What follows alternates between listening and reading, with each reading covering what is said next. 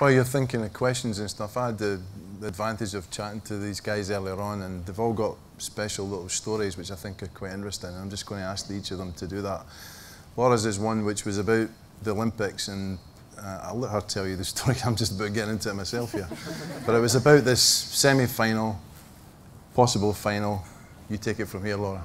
Yeah, so obviously I said before there was a 3-year cycle before London, so there was 28 girls that were picked for the squad, and at the very start we had to set out what we wanted to achieve from the whole experience and what our goal was going to be at the Olympics. And we really felt with the squad that we had, the coaching staff, the physios, the S&C, the psychologists, we really felt that if we got everything right, if we trained for the 3 years and really put everything into it, we can win that gold medal. So from the outset, we said, right, it's gold, we're going for gold.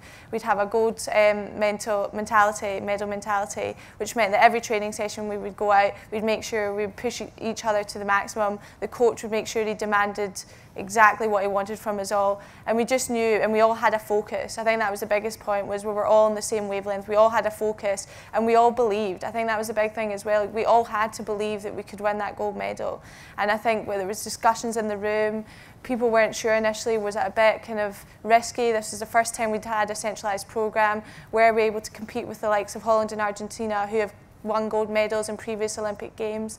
Was it going to be too much of a stretch? But I think we really knew as a squad, if we'd given everything we've got in the 3 years, if we got everything right, and if we all believed we could do it, it was going to be possible. So obviously, the Olympic Games, we knew it was going to have ups and downs. We had loads of psychology training prior to it in order to make sure that we were in the right state of mind, that if anything went wrong, we knew how to pick each other up. We all knew each other really well, so we knew if someone felt down about something or if things weren't going right, we knew how to react to that, we knew how to treat each other. So obviously the semi-final was against Argentina. Now for us this was absolutely huge. We'd reached a semi-final in the Olympic Games, and hockey actually lasted the full length of the Olympic Games, so it was basically a game every other day. So we'd been watching the Olympics on our days off. You'd see people stand on the podium and win medals, and you just thought, oh my goodness, I'd actually love to be there and win a medal at home Olympics. But at the same time, it felt so far away and really unrealistic that, come on, you need to just get back in the focus. So we had our game against Argentina. We'd played them in February in the Champions Trophy, lost 1-0 to them in the final, but we played them after that tournament and we'd beat them 2 or 3 times before London. So we knew in ourselves we were the best prepared we could possibly be as a squad. Technically we were on it, physically we were the fittest team there. Mentally we knew exactly what state of mind we were all in at the start of the game, and we knew we could do it. There was belief throughout the whole squad. Not one person doubted that we couldn't win that game. Argentina scored 2 early goals. We were 2-0 down at half-time. No one panicked. It was a case of, right, we're playing our normal game. Anything's possible. You could score 2 goals within the last few minutes of a game. It was absolutely fine. There wasn't any panic. We got a goal back 2-1 in the second half, but by that point it was too late. There was maybe only 3 minutes on the clock left. We had all of the momentum. We had the crowd behind us, and it was an unbelievable feeling. The noise of the crowd when you were actually gaining momentum towards a goal. I can't actually explain it. You could almost not even hear yourself think. The crowd was cheering you that loud. And when the final whistle went, it was just devastation. I can't even put it into words how we all felt. It almost felt like your dream was over.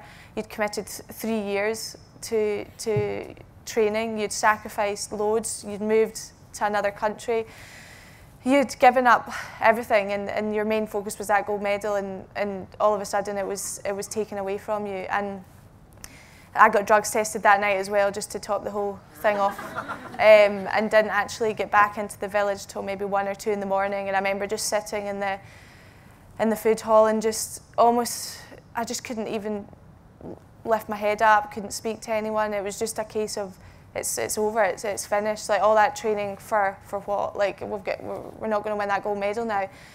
And I think that everyone felt the same. No one was talking to each other. The coach was very kind of reserved and stepped kind of away from the group in order to reflect on how he felt. And the psychologist was obviously very much kind of dotting around everyone, trying to kind of pick everyone up and kind of get them in the right mindset, but obviously very difficult.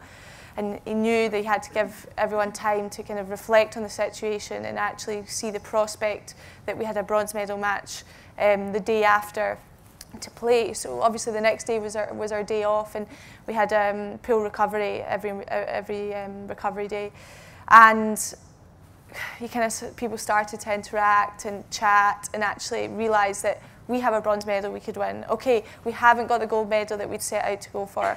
Things go wrong. We knew in an Olympic Games there was going to be ups and downs, and this was the massive low that we were going to experience throughout our Olympics.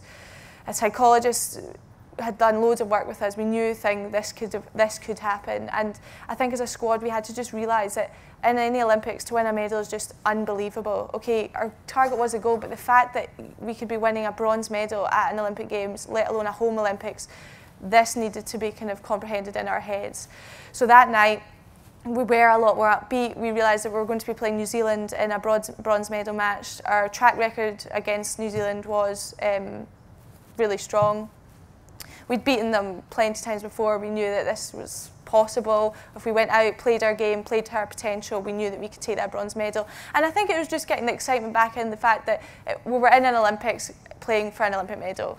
So went into that game, and I have to say there was a real buzz about us all. The psychologist got us all together, kind of put it into perspective that we had an Olympic medal to play for. We trained so hard for this moment, 3 years of giving absolutely everything, sacrificed everything, committed your life to this one moment. We all had to just go out and perform to the potential that we knew we could. And we actually went out and we beat them 3-1, and I have to say it's probably the best game that we've actually played as a squad together, because we all were so determined, believed that we could get that bronze medal, and I think we just felt we were never going to have the feeling that we did in the semi-final of not winning a medal. And the feeling when the final whistle went after we won the bronze medal was a feeling that will stay with me forever, and just loads of partying afterwards and just realising that your work had actually paid off, and we've now got a medal, so it was incredible.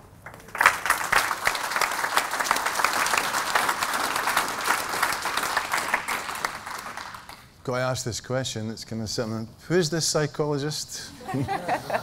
What a job! What a job.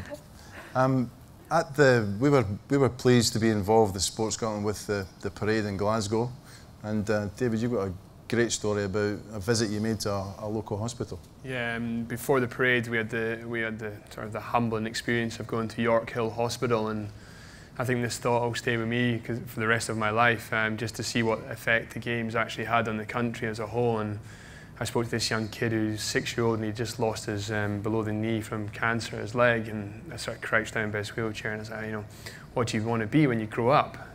Not ready for what he was about to tell me, he just looked at me and he was like, well, what do you think I want to be? I want to be Johnny Peacock and beat Oscar Pistorius.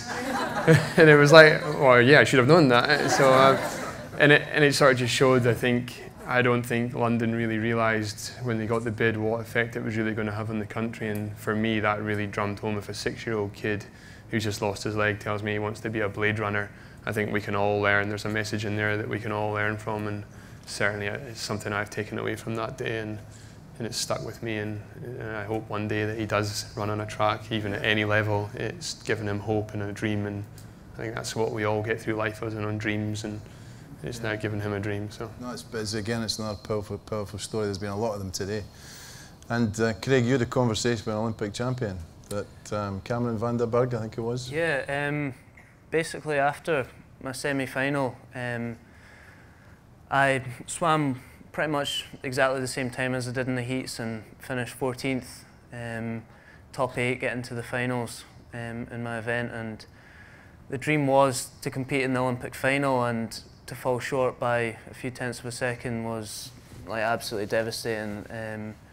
And I can remember just walking away after my swim and just standing next to the cool down pool, just standing there staring, just thinking, like, this is the only home Olympics I'm ever going to get. That was my only chance of swimming in a home Olympic final, and it's gone.